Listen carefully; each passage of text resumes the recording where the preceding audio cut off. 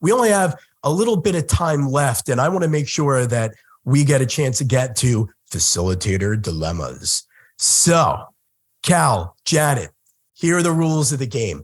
I'm going to read off a scenario. I'm going to appoint one of you as the respondent. If someone else wants to jump in, you're welcome to do it, to add on to this. These are all scenarios that we've faced before. So if you listening in are thinking, boy, I didn't hear about this, well, there's a good chance you'll get a scenario that you might have come across before, or that you will.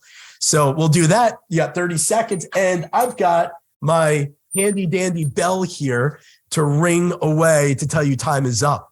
You guys ready? I'm getting nervous. Me too. All right. I know the pressure is on. Cal, I'm going to start with you first since you're nervous.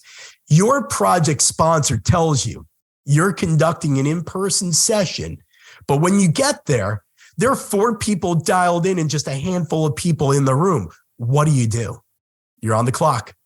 That's what we were just talking about. In a case like that, I think I would pivot quickly and have the 4 people that are dialed in do a breakout on their own and set up a Miro board very quickly for them, and then have the group that's in person be another breakout group, bring them together for the main topic, but let them go into the breakouts. Now, I have done times where I've given a live person a buddy to have one of the remote people on a phone, but I think in this case, I'd separate them out entirely. Awesome. Right on the dot. Janet, anything to add to that or anything different? I think that was a nice pivot. It's a great way of quickly figuring that one out. Good job, Cal. All right. Well, Janet, you're on the clock now. You ready? There's one participant in your workshop, and they cannot stop criticizing every single contribution and idea, both verbally and non-verbally, rolling their eyes. And you don't know what to do with this person. What do you do when there's that one jerk that just doesn't stop, crapping over everybody's contributions? Yeah. So there's a few things that I might do here, and it's a subtle escalation. So in the beginning, if I am capturing what they're saying, I would just preface that Dan thinks XYZ, whatever you think. And if they continue, I would keep pointing. Did I get that? Did I miss anything, Dan? Is there more to that, to your criticism? So I might just capture it verbatim. So I'm not judging. It's just he thinks. I'll capture it. If they are converging while somebody else is diverging, let's just say it's an idea and they come up with an idea and Dan says, that's such a stupid idea, I might then pause and just put it out there. We are diverging. What are you doing? Let me ask, are you diverging or converging? And then they often will recognize they're converging. And I'll say, great. Well, so let's turn your criticism into another idea. Give me another idea. So that's a technique. All right, I love it. Through the day, I don't know how much time I have, but I would just simply debrief, and I would just put that person aside and just do a little debrief with them. I like that. Sorry, I gave you the ring on the bell. Cal, anything else you would do? Anything you've done? No, I think Janet hit it. Yeah. I like the escalation idea. Yeah. Sometimes you just pull out, since we just had the World Cup, congratulations to Lionel Messi also, who's considered the great facilitator on the soccer field. Sometimes you could borrow a little bit of World Cup soccer and pull out the yellow card and say, hey, I'm going to have to, this is a bookable offense. I'm going to have to send you, off the field if you do it again. Although it might be a little kitschy, some little signal like that can make a difference. All right, Cal, you're running a workshop and the goal is to generate big disruptive ideas, but the ideas so far are not particularly big or disruptive or even that great. What do you do? Yeah, I think at that point I would pivot. I wouldn't make any sort of announcement. I would say, great, we've got a good collection of ideas, but now let's see if we can really push them. And I would throw out some provocations, and sometimes I even carry little cards that have set provocations, and there's different techniques like scamper. But I would say, how would you solve for this challenge if you had a superpower? How would you solve for this challenge if you were 5 years old? How would you solve for this challenge if it had to be done with zero budget, and let them take another stab at it. And sometimes just with that self-imposed roadblock, you get teams that think about it completely differently. Like, oh, if I had zero budget, I'd have to do this, and I would. Or conversely, unlimited budget. Oh, if money wasn't a worry, I would do this and that, and that gets those ideas to go beyond just the incremental. And usually teams don't go so wild that there isn't a kernel of reality in there that can be built on that's a little bit further out there than the initial ideas. I like it. Great point. I love pushing the thinking and trying to break the existing patterns they're stuck in. So good suggestion there, Cal. Janet, pre-work. Everybody hates doing it, but we know the battle is won or lost before you step on the battlefield. Here's a situation. There are a couple exercises in your workshop that depend on the pre-work being done, and everybody's agreed to doing it. You show up to the workshop, nobody did the pre-work. What do you do? Yeah. That is so common. It's more common than not common. So I'll be honest with you, Dan. I always assume that there will be people that haven't done the pre-work.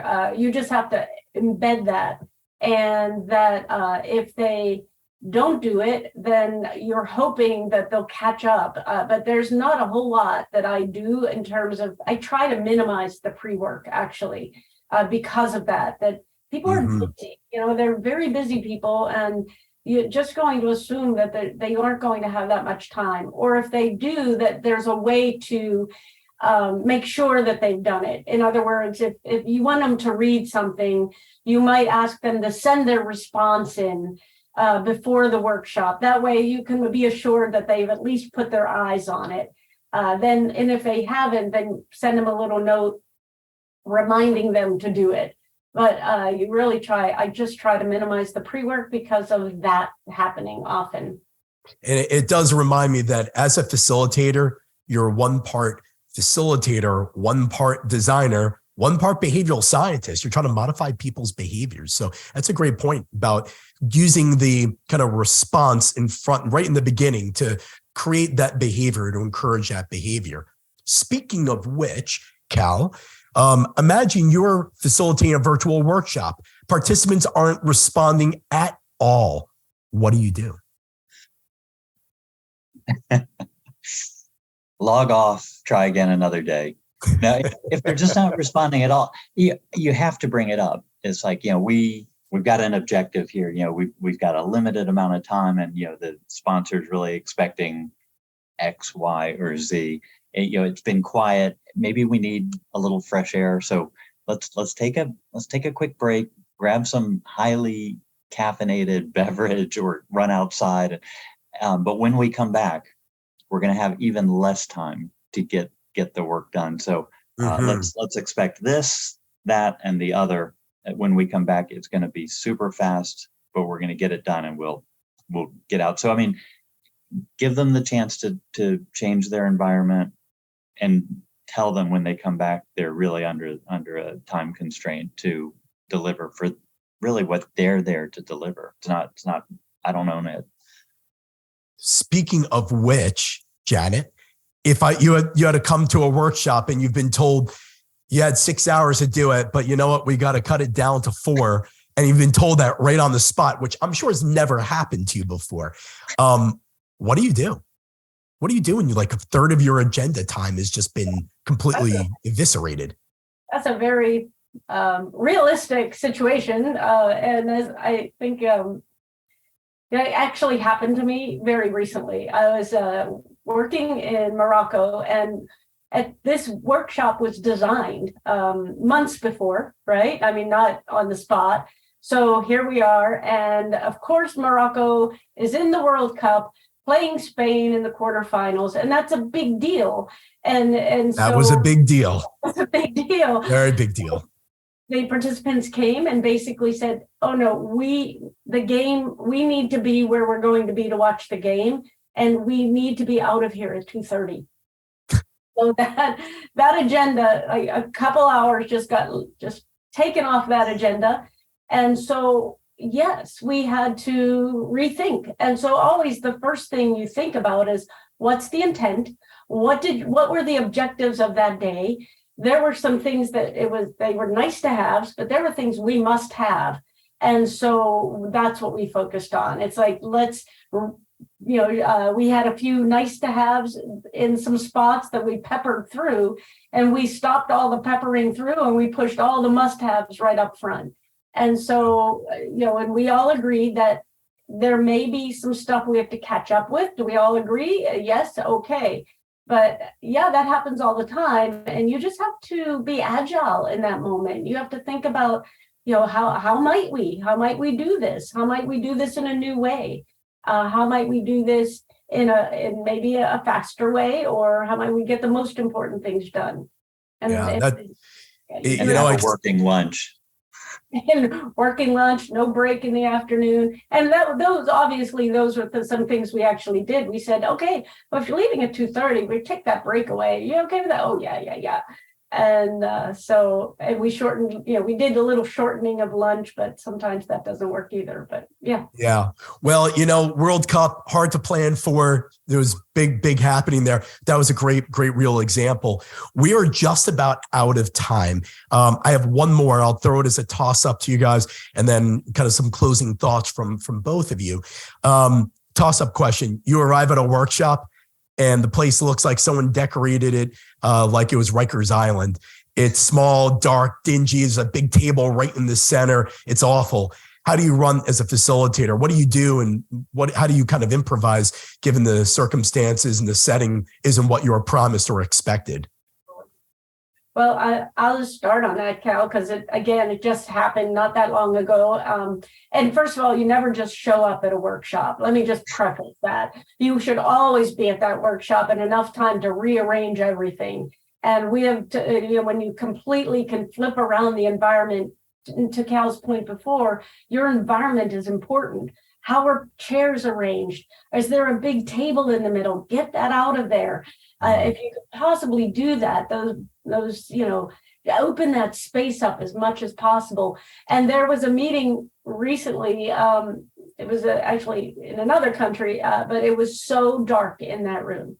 So what did we do? We scoured the space. We brought lamps in from outside of that room. We're like taking them out of the lobby, grabbing them. I love it. It's like a flea market. It's a Moroccan shuk where you can just grab it was in Egypt, Appleton carpets and bring them in. We were just grabbing stuff and to brighten up that space, because lighting is everything. And so I hate to show up or never show up on time. Always show up plenty early.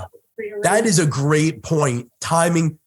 Things will never be the way you expect them to be. So always be ready to improvise and be early. Photos of the space. Always ask for photos of the space to be sent to you ahead of time.